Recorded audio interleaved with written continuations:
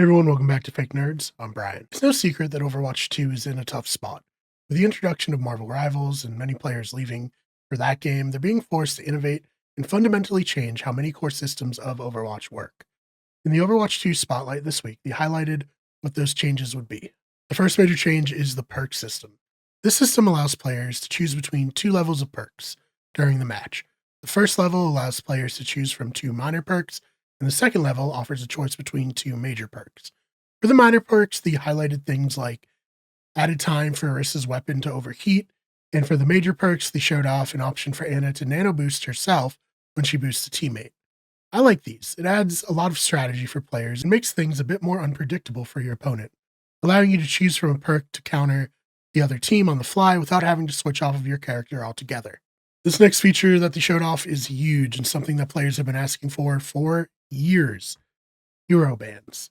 Many players think that the competitive balancing experience has been hampered by the lack of a hero ban system, and different levels of skill might favor different heroes.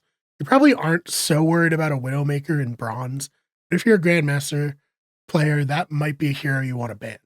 They also added a map voting system similar to Call of Duty. They're also adding loot boxes back into the game. And, I can't believe I'm saying this. That's a good decision.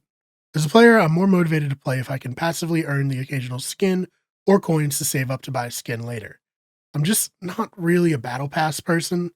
Granted, I think you should always be able to buy a skin outright, but this isn't so bad. Then they announced that GOATS is making a return in the Overwatch Classic game mode.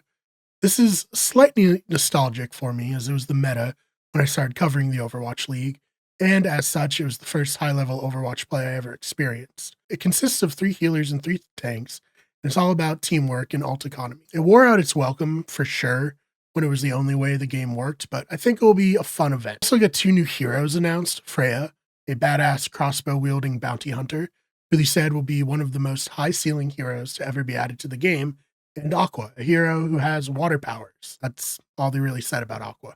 The new game mode Stadium, launching in Season 16, also looks very exciting. Taking a page out of Counter-Strike's book with a currency system to purchase mods for your heroes each round, this again puts more choice into the hands of the players, and I think that's always a good decision. The skill gap won't just be in mechanics and map awareness, but strategy. It won't launch with all the heroes. In fact, only 14 will be available at launch, but the rest of the roster should make its way to the game mode as they work on balancing. For Mythic skin lovers, they're including a Magic Girl run, so that'll be exciting for you Sailor Moon fans. And obviously, esports is very important to me. Wearing a Hunter's hat from the Overwatch League right now.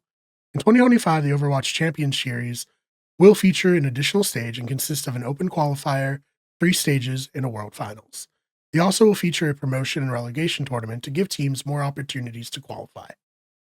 Obviously, Blizzard has their work cut out for them, given, the popularity of Marvel Rivals and the lower player count on Overwatch 2, but this spotlight really showed off a lot of changes that I think can positively affect the game going forward. What are your thoughts? Is Overwatch 2 saved, or at least in a better position than it was before the announcement of all these changes? Let me know in the comments.